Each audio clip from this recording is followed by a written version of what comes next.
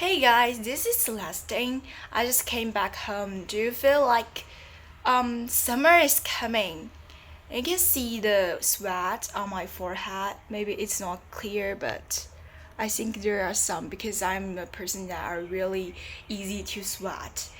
And do I make you feel like someone else, some fitness buddy who will always tell you that, well, summer is coming and we will wear less and fewer and fewer clothes in summer, so it's a good time to start working out.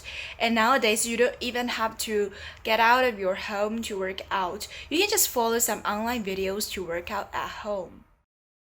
Let me first show you a video clip of the uploader I was trying to imitate, and also I will explain what the workout online video actually means in my project.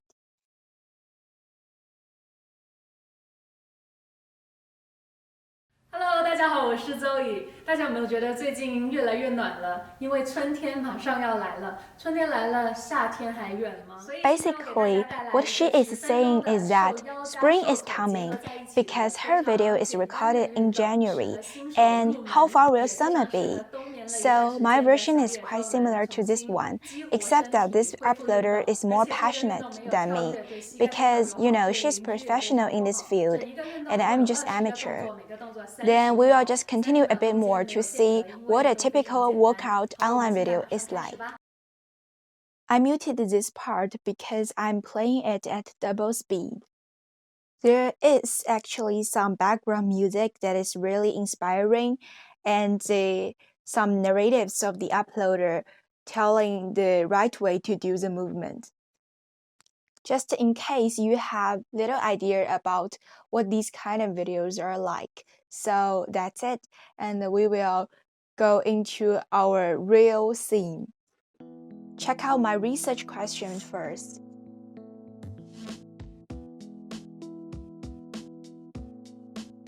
Let's have an overview of all my research questions. First, what are the characteristics of online working out communities centered around online videos of people working out? In my case, workout online videos as I have defined, and how do they differ from traditional in real life communities? Finally, what does this say about society today? But wait, before we really get to the answers to these questions, what does the weird term virtual communities actually mean? Well, it's first defined in a 1993 book, The Virtual Community Homestaying on the Electronic Frontier. Wow, really an old one, it's like 20 years ago. In this book, the author defined virtual communities as social aggregations that emerge from the net when enough persons carry on those public discussions long enough with sufficient human feeling to form webs of personal relationships in cyberspace. Well, the term might have changed a little bit since it's really a long time ago. For example, I would say the human feeling part may not be that important in our age, and I'll explain that later. We will continue to analyze some characteristics of online workout community and some comparison between in real life community and online workout community. First of all, there are indeed much more interactions in online workout community if we regard some workout DVD as the ancestor of these videos, as suggested by one of my interviewees.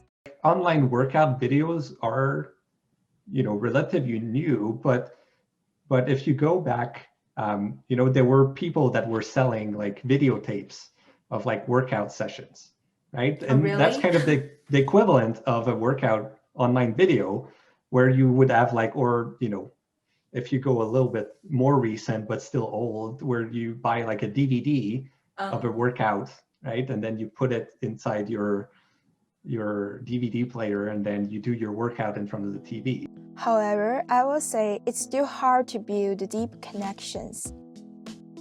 In virtual workout communities, people talk about the right way to do the movement and share their feelings and results to encourage others. In most cases, I'm referring to the 弹幕 on the online videos and some long-going conversations in the comments area. But in this way, netizens focus more on the information they see instead of the people who post it. By contrast, as one of my interviewees, both a participant and a coach in an offline group workout organization, mentioned, she really made some good friends after joining the community, and they will meet after workout class, and these friends are having impact on her real life. Let's see what she has told me. 就感觉线下，因为毕竟还是人与人的交流，就像我今天跟你这样交流，我会觉得是很亲切。但是如果你直接用一个电话的，或者是用一个视频，你可能就觉得这只是一个视频，我们只是网友，但我们没有更多深入的交流，因为我不会知道你喜欢吃什么，我不会知道你喜欢别的任务是各种各样的事情。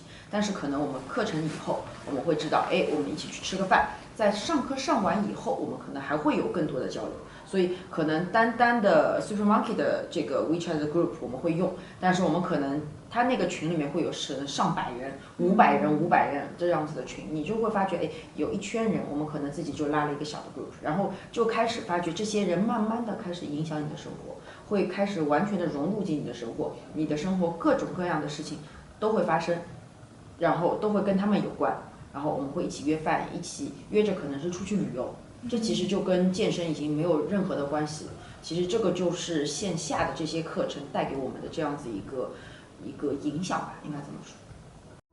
Compared to these organizational communities people build for offline group workout classes, our so-called virtual community is really grassrooted and informal.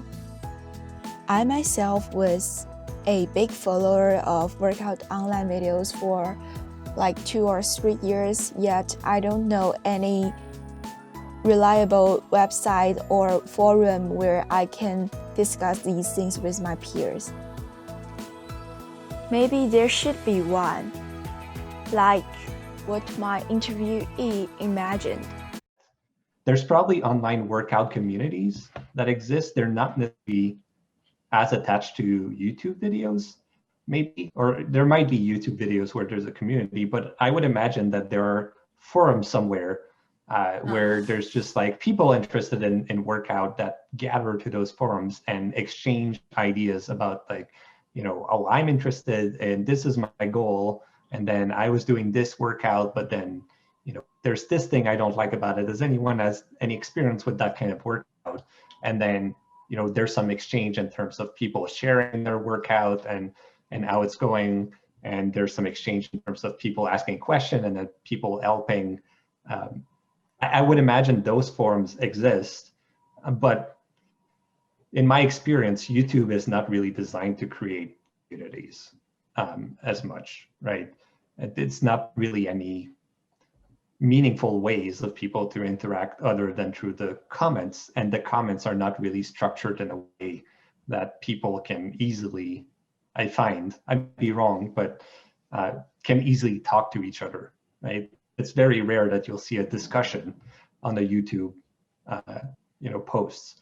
So usually it's just like person is going to maybe come in and do one quick comment, although I've seen some discussions, but it's not, I don't feel like it was designed with the idea of building a community. It's designed to foster engagement on one specific video.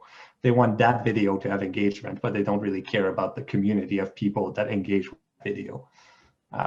But that doesn't mean that those don't exist, just that I don't think it's designed for that. The web page of Reddit is one example, but it's not in China.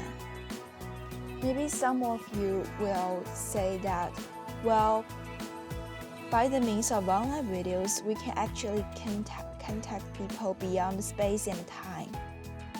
I think that may be true at the beginning of the development of online videos, but nowadays, according to Burgess, because of the personalization and localization of some platforms.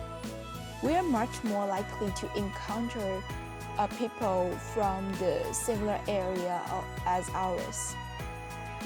But in this aspect, online videos do have some advantages over offline community. Offline community requires people to meet in person, and there are definitely some physical interactions, which is not necessarily going to happen in some virtual communities. Just like some elder women did in China, they go square dancing on a square. That's also a community. They meet in person almost every day after dinner, and they have some physical interactions. They don't have communications beyond space and time, yet they are still happy. So I'm not sure if this is that important for anyone, but this is a difference between online workout community and in real life community. The first one is much more beyond space and time compared to in real life community. The virtual community is also a place to spread the message of expectation confirmation, which can actually help keep the platform active. In a 2019 article in Informatics for Health and Social Care, they found that expectation confirmation positively affects continuous intention. So, in this way, when people are sharing how many kilograms they have lost, more people will be motivated and continue their workout. When it comes to in real life community, I will say this is also help keeping the organization active. It's just that we have talked about the difference between a platform company and a traditional company. So the organization, I think, is really just a type of the traditional company. Last but not least, I will go beyond the characteristics of virtual communities and the comparison between virtual communities and in real life communities to talk a bit about the whole industry. We are living in an era when people's basic needs are met, and we tend to pay more attention to other things, like our body and our appearance. Other people sensed this shift in people's attention and make workout products available to us in the form of online videos. To some extent, it's a great thing because they created an alternative to traditional ways to work out, and it's free. It can attract certain groups of people who have no secure incomes, like university students. And one of my interviewees is definitely relatable to this point. Most important reason that why I don't go to gym or go to offline sports is because that I have to spend some money on it, but I'm not quite sure whether I can see the results. It's kind of uncertainty for me. So I decide to work out online. And just, I think it's kind of really useful right now. I'm just thinking about, the online videos is really just a new things. So like I know all these like workout uploaders, they are just a new fitness buddy like who will accompany us like with online videos with this form. So how do you think about this kind of change? Like we've mentioned a little bit about this question, but like do you have more things to add to this topic, like about the change that online videos brought us? And is there some positive one or negative one, or do you think it's more positive or more negative maybe? I think about workout online, I think it's really positively right now. It gives me chance to like exercise at home, which I could not imagine before if there isn't that kind of things. And just like what I have said before, it provides me with flexibility and more diversity choices. I think it's really good for us. I think this is what the technology really brings us some good benefits, which you can't even imagine maybe 10 years ago, 20 years ago. It just happens and develops so quickly and really in a positive way, I think. I mean, if in the past the only way you can do exercise maybe is go to gym or just go to like to go outside and run for some time, but now you have more choices and I think it's just good for us. The field of workout online videos is an emerging industry, like live streaming. They are growing with all the other online videos. That's also why it is a modern-day gold rush, because it's so new, no one have ever explored this field before. Huge profits are being made from this newly cultivated field, yet there still lacks rules to regulate the industry. We have to handle the chaos. Since most of the critics of these online workout videos are professional trainers or coaches, they are pointing out the non-professional essence of these videos.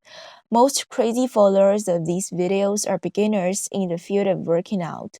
Doing the exercising in the wrong way for a long time may have damage on their body. It's only that we don't see the consequence for now. It doesn't mean that there won't be any huge and unavoidable consequences in the long run.